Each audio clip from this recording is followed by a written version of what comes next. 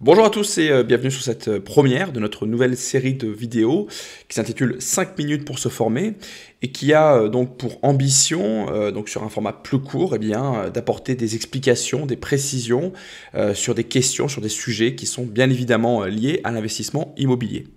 Alors pour cette première, on va parler d'une question qui est récurrente et qui d'ailleurs souvent est sujet à erreur, à confusion de la part d'investisseurs, voire même aussi de professionnels. Il s'agit du calcul des cotisations sociales SSI lorsqu'on est en statut LMP, donc loueur meublé professionnel.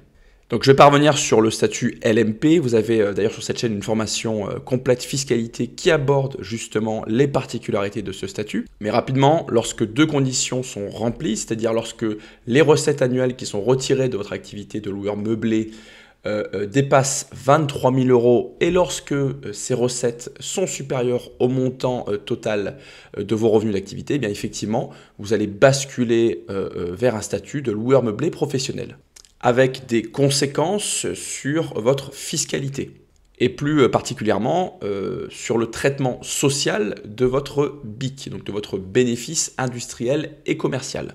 Donc concrètement, votre BIC taxable, donc votre bénéfice industriel et commercial, donc après la déduction de charges et d'amortissement, donc pareil, je ne reviendrai pas dessus, vous savez comment ça fonctionne, il va connaître donc ce BIC deux traitements. Un traitement fiscal, selon donc votre TMI, votre tranche marginale d'imposition, et un traitement social. En statut LMP, le traitement social, eh bien, il est concerné par ce qu'on appelle la sécurité sociale des indépendants, donc le SSI, à un taux de 45% jusqu'au PASS. Donc, qu'est-ce que le PASS? Le PASS, c'est un plafond annuel de sécurité sociale qui est fixé, alors chaque année ça évolue, mais cette année, en 2021, c'est 41 136 euros. Et ensuite, après donc, ce PASS, le taux donc, de SSI est de 28%. Il y a un élément qui est très important et qui explique justement le mode de calcul qu'on va voir dans quelques instants, c'est que en fait, le montant de BIC taxable, il va être diminué du montant des cotisations SSI. En fait, ces cotisations SSI ne sont pas imposables à l'IR. Alors, une précision avant d'étudier justement un calcul concret de cotisation SSI. Lorsqu'on est LMP, on ne paie pas de prélèvements sociaux. Donc, prélèvements sociaux, c'est la CSG et la CRDS, donc à 17,2%. Qui en fait est une contribution sociale, c'est-à-dire que c'est une contribution collective. En LMP, on paye donc des cotisations sociales. En réalité, c'est une charge sociale, et c'est-à-dire qu'on cotise pour soi. Et beaucoup de personnes, dont des formateurs, confondent les prélèvements sociaux et les cotisations sociales. Ça n'a rien à voir. Donc on va prendre un exemple concret donc, pour comprendre comment on calcule donc, ces cotisations sociales en LMP. On prend un exemple donc, d'un BIC taxable de 10 000 euros. Donc 10 000 euros après déduction des charges, des amortissements, etc. Vous avez un BIC taxable de 10 000 euros.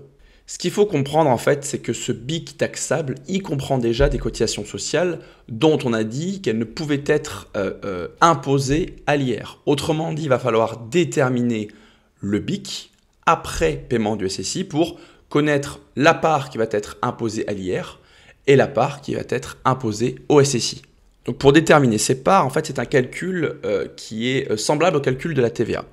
En fait, pour comprendre, si on prend un BIC de 100 et qu'on rajoute donc 45 de SSI, puisque donc le SSI on a dit que c'était 45% le taux, donc on arrive à 145, ce qui est égal à 100 fois 1,45. Donc si on souhaite trouver le montant du BIC après paiement du SSI, il faudra tout simplement faire le calcul inverse et diviser ce BIC par 1,45. Et diviser un BIC par 1,45, en fait, ça revient à prendre 2 tiers, en fait, à multiplier par 0,69. Donc si le BIC hors SSI, donc après passage du SSI, il correspond à 0,69, donc environ 2 tiers, eh bien, la part du SSI, elle est de 0,31, autrement dit 1 tiers si on schématise. Donc si on revient à notre exemple de 10 000 euros de BIC taxable, on l'a dit, les cotisations sociales qui sont comprises dans ce BIC ne seront pas taxées, ne seront pas fiscalisées à l'IR. Donc autrement dit, on va prendre ce BIC qu'on va multiplier par 0,69, donc c'est après les 2 tiers qui seront impactés donc à la TMI 30%, et on tombe donc sur un résultat de 2070 euros. Et si on s'intéresse maintenant donc au traitement social donc de ce BIC taxable, donc au SSI, eh bien on va donc appliquer, on l'a dit tout à l'heure, environ 1 tiers, donc 0,31 multiplié par donc ces 10 000 euros de BIC taxable et on va trouver la somme de 3 100 euros. Donc concrètement, le montant des cotisations sociales SSI, dans cet exemple, donc pour un BIC taxable de 10 000 euros, est de 3 100 euros. Donc juste pour que vous compreniez, quand on dit que le taux de SSI est de 45%, en fait, on n'applique pas 45% au BIC. On applique en réalité environ 31%, donc jusqu'au PAS, et ensuite, après, ce sera un montant encore plus faible. Pourquoi ça se calcule comme ça? Eh bien, tout simplement, hein, on l'a dit, parce que les cotisations sociales ne sont pas imposées à la TMI, à l'IR. Alors, c'est vrai que le basculement LMP fait souvent peur aux investisseurs. Alors parfois, à juste titre, parfois je trouve que c'est un petit peu galvaudé. Hein, il y a différents avantages, je ne reviendrai pas dessus, j'en parle dans la formation fiscalité. Mais ce qui est important, effectivement, c'est de se projeter dans le temps, notamment de projeter l'imposition et notamment ses cotisations sociales. Et pour ça, je vais vous parler d'un outil que je trouve très pertinent. C'est une application qui est développée par Laurent de Mora. Alors, Laurent de Mora, j'en parle régulièrement. C'est un CGPI, c'est donc un professionnel qui a une chaîne YouTube qui dispense des formations en présentiel.